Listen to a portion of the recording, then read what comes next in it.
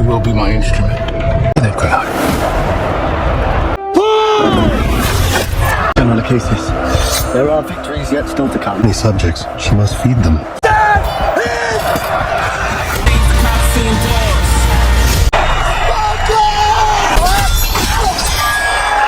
Critics called Gladiator flawless, but missed the clue that ruins everything. Hit play before Hollywood deletes this video. The film begins with a war. The Romans had launched an attack on Africa, and the battle had been raging for several days. The unusual aspect of this conflict was that the general leading the African army was a Roman man named Lucius. His wife fought alongside him, but tragically, she was killed in a Roman attack. The Romans had numerical superiority and were already overpowering Africa. However, Lucius and his wife's intelligence kept them at bay. After his wife's death, Lucius lost all his courage.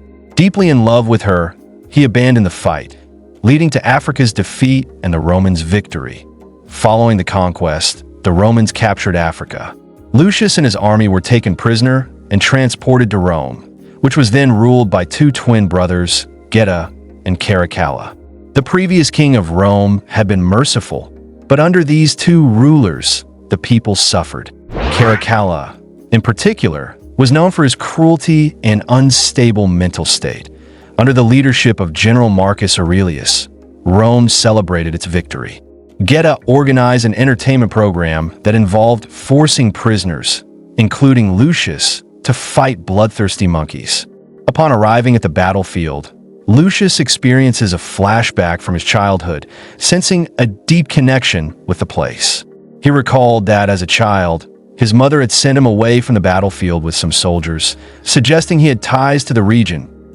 As the deadly monkeys were unleashed, they attacked enemy soldiers mercilessly. Many perished in mere moments, their deaths swift and brutal. Lucius and his companions watch in horror, but soon gather their courage. Using their intelligence and bravery, they attack the monkeys from behind and ultimately manage to overpower and kill them. Watching Lucius fight, Rome's former General Macrinus took notice. After the game ended, he approached Lucius, praising his combat skills and offering him a chance to become his gladiator. In exchange, Lucius would receive a luxurious life, avoiding the harsh treatment given to prisoners. However, Lucius laughs at the offer, stating he had only come to Rome to seek revenge on General Marcus, the man responsible for his wife's death. Macrinus, intrigued, assured Lucius that he would deliver Marcus's severed head in return for Lucius's loyalty. The scene then shifts to General Marcus and his wife, Lucilla, a Roman princess. Rome had originally belonged to Lucilla's father, but after his death, the kingdom passed to her late husband, who had perished in battle. Now married to General Marcus, she listened as he spoke of his belief that he, not Geta and Caracalla, was the rightful ruler of Rome. He revealed his plan to lead a rebellion against them. Meanwhile, Lucius was summoned for another gladiatorial fight, arranged purely for the emperor's amusement. His opponent was Darius, a long-reigning champion whom no one had ever defeated. The battle was fierce, with Darius dominating. However, Lucius did not lose heart.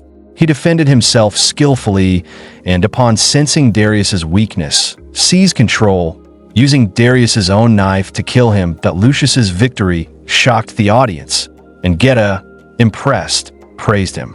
In response, Lucius recited a childhood poem in Latin. This stunned everyone, including General Marcus, who began suspecting Lucius's true identity. He took Lucius aside and questioned him about his origins, suspecting he might be Lucilla's son.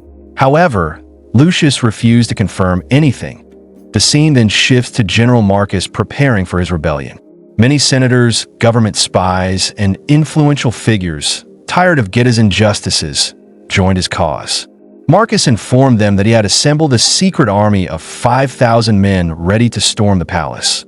The next day, Geta arranged yet another brutal fight for Lucius and his fellow prisoners. This time, they faced a rhinoceros controlled by a Roman soldier.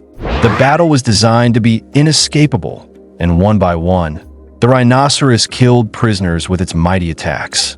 When Lucius's turn came, he cleverly evaded its charge and used a trick, throwing dust into the air to blind the animal.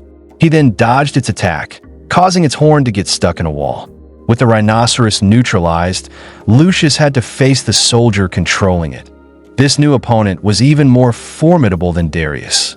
Lucius struggled, unable to match his moves.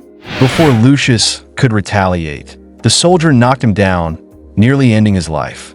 However, Geta intervened, stopping the fight and offering Lucius another chance, impressed by his resilience.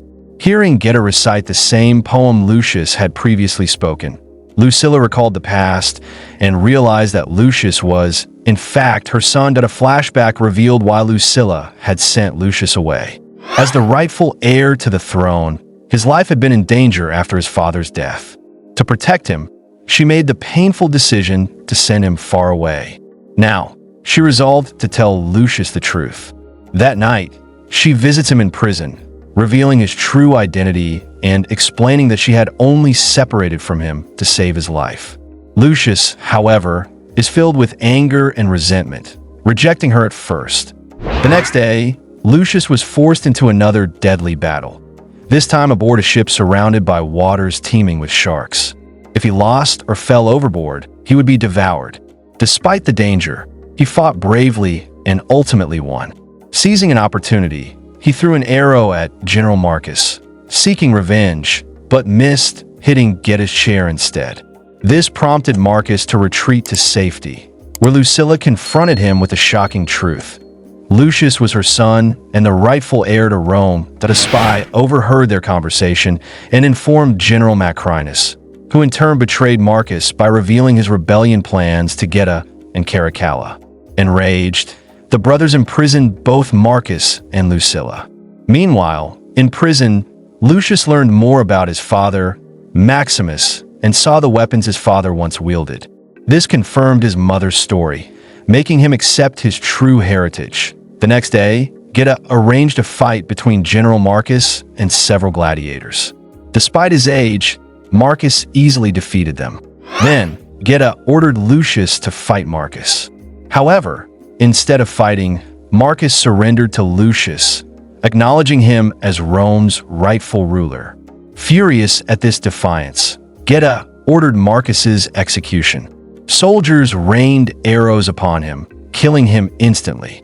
Lucius used Marcus's death as a rallying cry, turning the people against Geta. Protests erupted across the city. Amid the chaos, General Macrinus manipulated Caracalla, convincing him that Geta sought to rule alone. Consumed by paranoia, Caracalla killed Geta, severing his head. Meanwhile, Lucilla visited Lucius in prison, giving him their father's ring, symbolizing his claim to the throne. Lucius, moved, reconciled with his mother and vowed to protect her. The next day, Caracalla declared himself the new king. Before he could solidify his rule, Macrinus arrived, revealing Geta's severed head and framing Caracalla for his murder. Caracalla was arrested, and Macrinus declared himself the new ruler. However, Lucius, now armed with his father's ring, sent a soldier to seek aid from General Dorus, securing an ally for his rebellion. Macrinus, hungry for power, summoned Lucius for another gladiatorial fight. Enraged, Lucius orchestrated his escape, breaking out of prison and reuniting with General Dorus.